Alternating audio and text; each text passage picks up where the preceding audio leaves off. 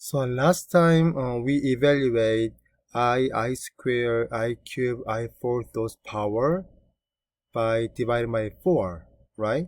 So this time we will talk about how to analyze those values dividing by 2 instead. Okay, so I'm gonna recopy what we have done before, and then I will go back, we will talk about this more detail. So last time we found some pattern until I to the 12th power, and then as you see this value, so I equal to I squared negative 1, I cubed negative I fourth 1, and until we found I12 equal to 1.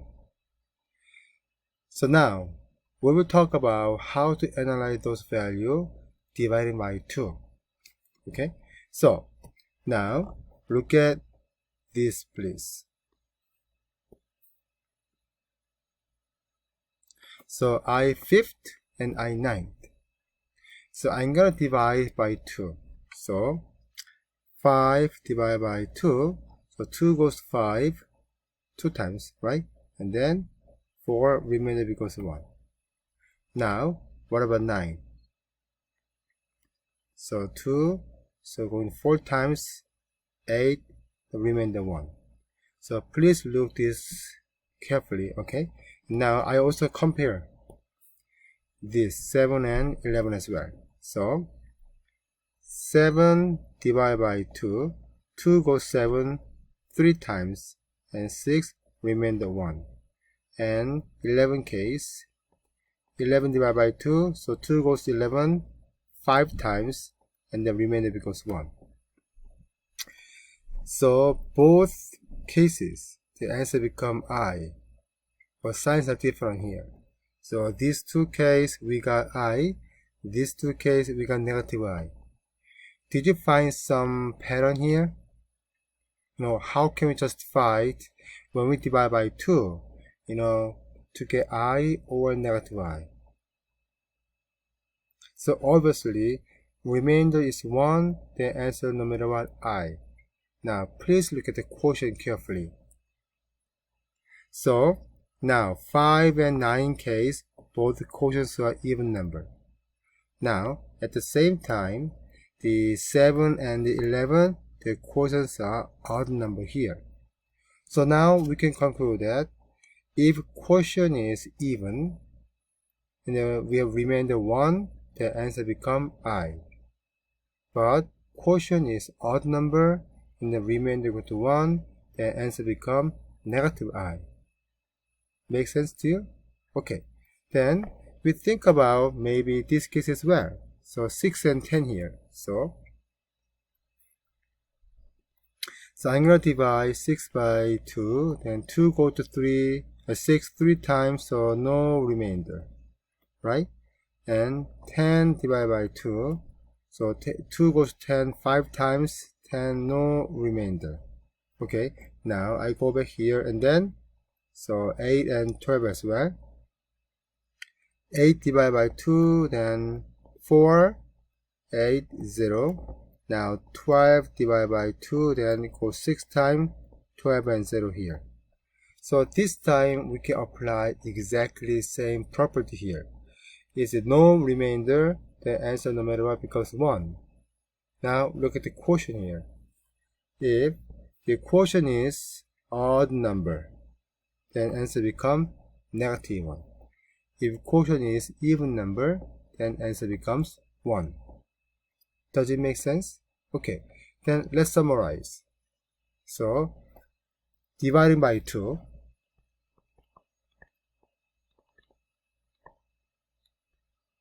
Okay, so we have to look at the quotient first.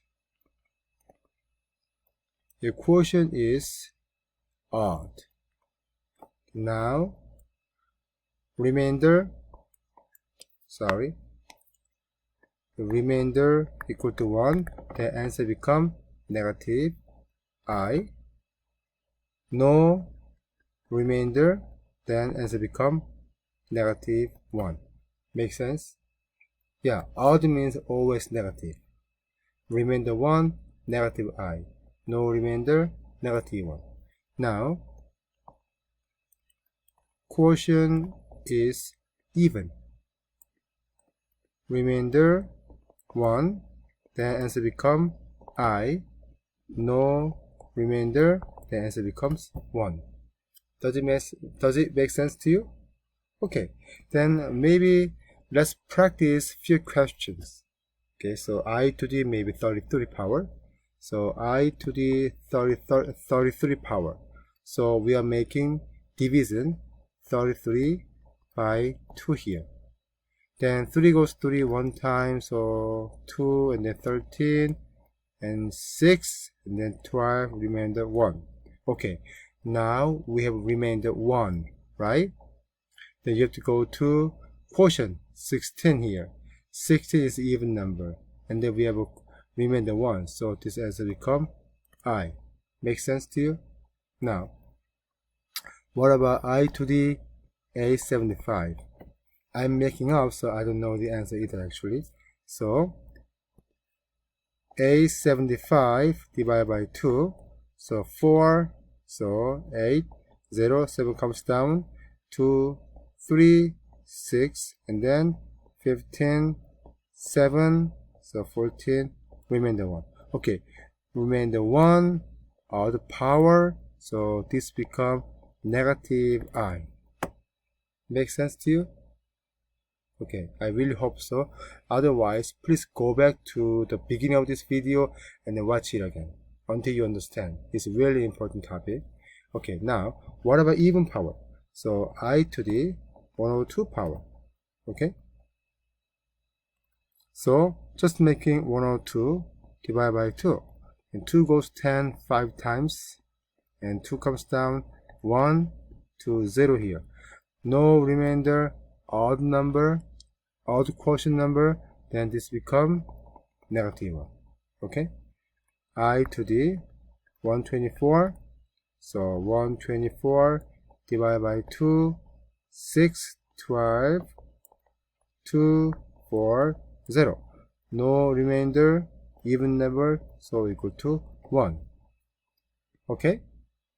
So it is up to you which divisible value you are choose. You are choose divide by 4, then you need to find the remainder. Remainder 1, I. Remainder 2, negative 1. Remainder 3, negative I.